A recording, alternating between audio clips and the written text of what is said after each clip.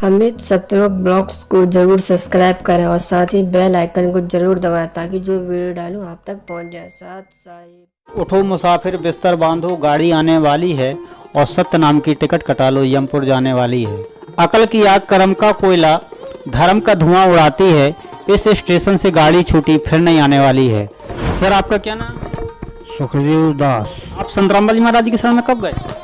2014 में साहब। आपको ऐसा क्या लगा था कि हम संत रामपाल जी महाराज की शरण में जाएंगे? ससुराल गए थे, वहाँ बता रहे थे कि संत रामपाल जी महाराज रूप में भगवान के आए हैं, तो वहाँ चल के तो हमको पहले से ही हम कबीर के भजन दोहे गा रहे थे। क्या गा रहे थे?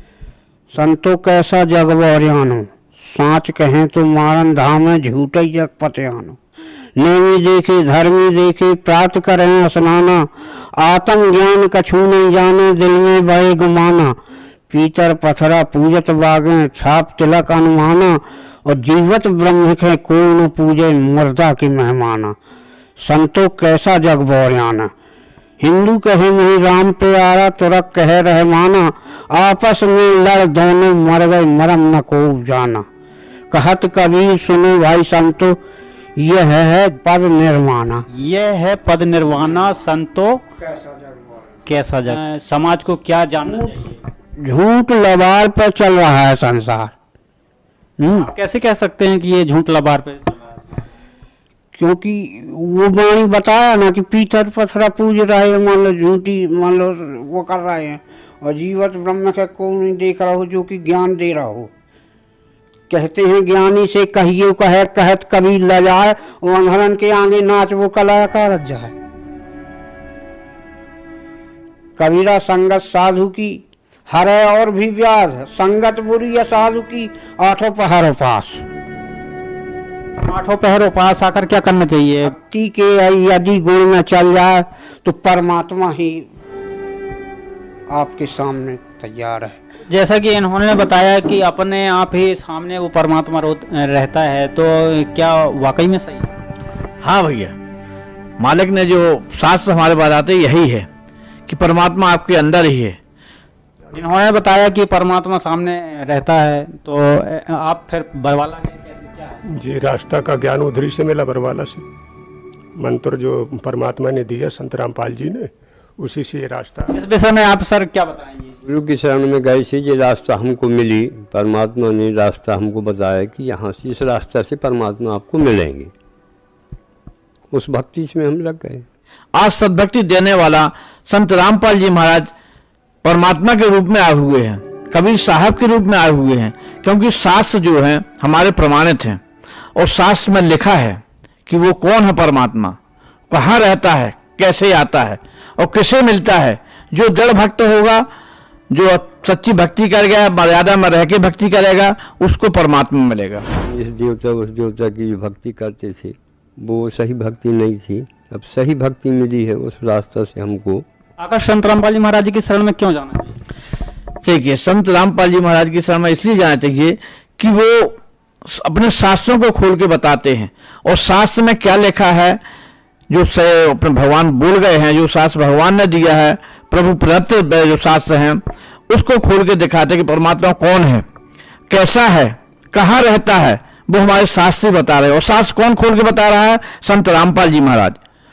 और उनकी शरण में जाने से ही आपको आगे का मार्ग प्राप्त होगा। और भी देखा जाता है जैसे कि जो भी गए हैं उनके साथ में चमत्कार हुआ। क्या सर आपके साथ में चमत्कार हुआ? जी। क्या हुआ था? जी, मेरे पेट में दर्द हुआ, ऑपरेशन हुआ, परमात्मा की दया से सफल हुआ। दिखाइए थोड़ा। ये कितने टाका? 18 टाका। पेट में दर्द होने के कारण बोले ऑपरेशन होगा, ऑपरेशन करवाया। परमात्मा की ऐसी रजा हुई कि ऑपरेशन सफल हुआ। एक बार तो बिगड़ गया था, दोबारा फिर उसका पुनः टाँका लगे, तब ठीक हो गया। आप कैसे हैं? अब बिल्कुल स्वतंत्र है सर। क्या आपके साथ में वो चमत्कार या लाभ मिला? जब हम बरवाला पहुंचे थे तो हमारे पैर में अपरस था, तो वो मिट चुका है अब। और आप क्या बताना चाहते हैं? और तो यही कहूँगा कि इनकी दया दृष्टि बनी रहे और उनके भजन करी, बस जिंदगी पार करना है और कुछ नहीं। जी, तत्वदर्शी संत रामपाल जी महाराज जी के द्वारा मेरे को मार्गदर्शन मिला, यही भक्ति मुक्ति का मेरे को मार्ग है। 3 टाइम की औषधि है जिसको मैं अपनाता हूँ रोज की। जिस प्रकार आप सत्संग में जाते थे और देखा जाता था कि काफ़ी लोग एकजुटता गांव में होता रहा, और आप देख सकते हैं कि इस अब ये टाइप से कितना जो परिवर्तन हो रहा है, यहाँ दास सत्संग खुद मनाया देख रहा जाता है। रहा, और ये सभी कहीं किसी का कोई धन जो पड़ा है, हमारा भगत हैं भक्त संत उठावेगा रामपाल जी नहीं। महाराज जी के, वो सारे इकट्ठे और होकर देख लेता है कि यहाँ किसी और देखा गलत जाता आदमी रहा का कि हाथ पड़ गया एकजुटता पाई जाती रही, तो वो हानि और कर एक देगा ये, इसको और नुकसान नियम जो करेगा, संत वो अलग रामपाल जी बात है, महाराज लेकिन जी का स्वयं प्रयोग जो नहीं करेगा। बना हुआ है, वो चाहे हम देखते हैं कि 2013 से हो या 2012 से या फिर 1994 से संत रामपाल जी महाराज जी का ज्ञान चल रहा है, और एक ही नियम जो होता है, इसमें नियम संत रामपाल जी महाराज जी बताते हैं, नशा नहीं करना और दहेज न लेना है न देना है। जो नियम फॉलो करते हैं संत रामपाल जी महाराज जी के भगत। और भी सर आप क्या बताना चाहते हैं, इस समाज को क्या मिला संत रामपाल जी महाराज जी के ज्ञान से? देखिए, जो गुरु जी का हमारे संत रामपाल जी महाराज के सत्संग जो चलते थे गांव-गांव में, उसमें सबसे पहले तो हमारा एक, जितने भी भगत जुड़े हैं वो हमारा एक परिवार, ये मान के हम भक्तों को साथ रहते थे, और उनको एक परिवार मान के ही उनके साथ व्यवहार करते थे कि हमारा ये परिवार है।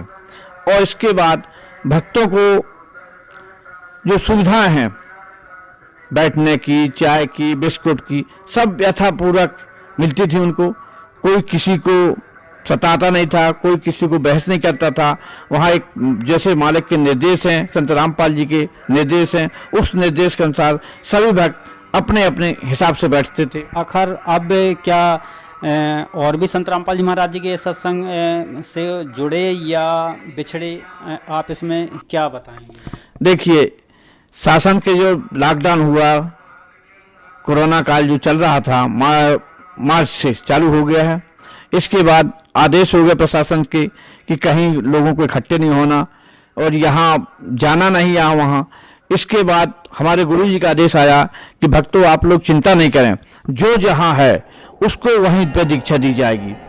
आपको सिर्फ मंत्र जाप करना है, वो मर्यादा में रहना है, बाकी जितनी भी शक्तियाँ हैं वो आपको घर बैठे ही मालिक के द्वारा प्राप्त होंगी। तो क्या और भी सत्संग में एक परिवार जैसे देखा जाता रहा, तो क्या वो सारे भगत आप लोगों का हिलना मिलना वही चीज़ अभी होती है क्या? हाँ, अभी भी होती है। समय मिलता है तो घर पहुंच जाते हैं उनके, और नहीं मिलता तो आजकल मोबाइल की सुविधा हो गई है, मोबाइल के द्वारा एक दूसरे से संपर्क करते रहते हैं।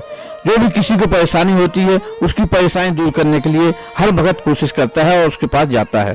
तो क्या सहयोग मिलता है एक दूसरे, अगर मान लीजिए कोई गरीब व्यक्ति है तो उसको क्या सहयोग मिलता है इस ज्ञान से? हाँ जी, सहयोग भी मिलता है, जैसा भी सहयोग उसको चाहिए वैसा मिलता है। एक तो सहयोग की जरूरत पड़ती नहीं मालिक की दया से, परंतु यदि कोई ऐसा काम आ गया तो भगत लोग एक दूसरे को सहयोग कर देते हैं। सत्संग में जब आप जाते रहे तो क्या अनुभव करते हैं?